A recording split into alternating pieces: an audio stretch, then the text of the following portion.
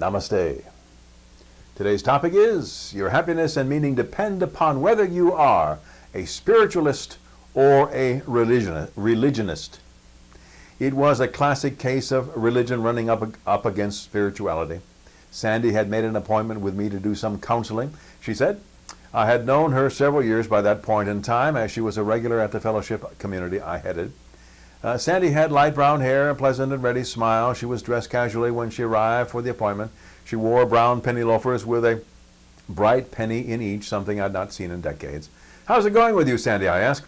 Not bad, she said, but I am frustrated with all the rules and doctrines my husband's religion seems to impose. It spills over onto my life, and I don't like it. My ears pricked up. What sorts of rules and doctrines are bothering you? Wearing only skirts or dresses to worship? Must be there every Sunday? Give at least 10% of our income to that church?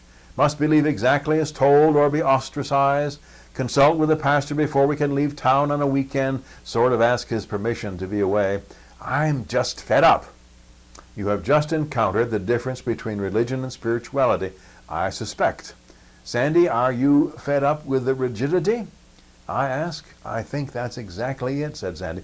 Where is the freedom to be me? I don't run into these problems here in your fellowship. What's the difference between spirituality and religion then?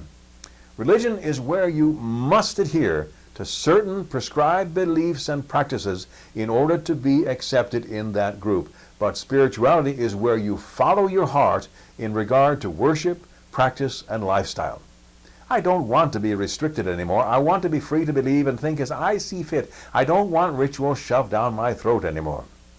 I could see this might be a problem in their marriage if her husband and Sandy developed irreconcilable differences over the beliefs and practices they followed in their believing life. How does your husband feel about your point of view, I asked. I think he sees my restlessness under the watchful eye of his congregation's pastor. I think he will not stand in my way of change.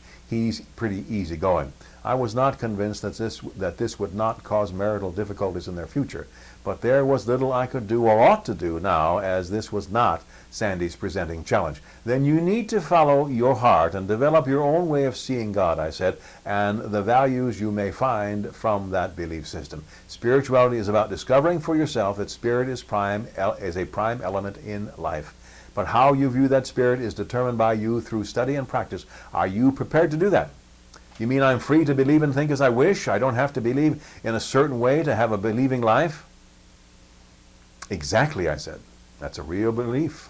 When and how do I start, she asked.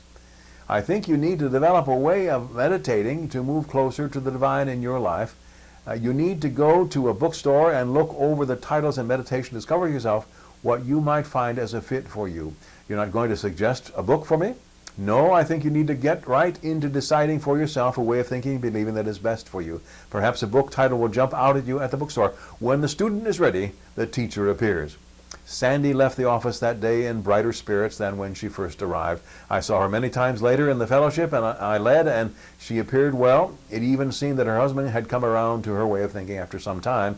He did not return to his former church.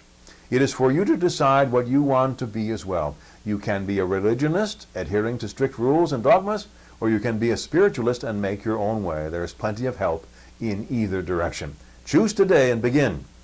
May you and all sentient beings know happiness and the root of happiness.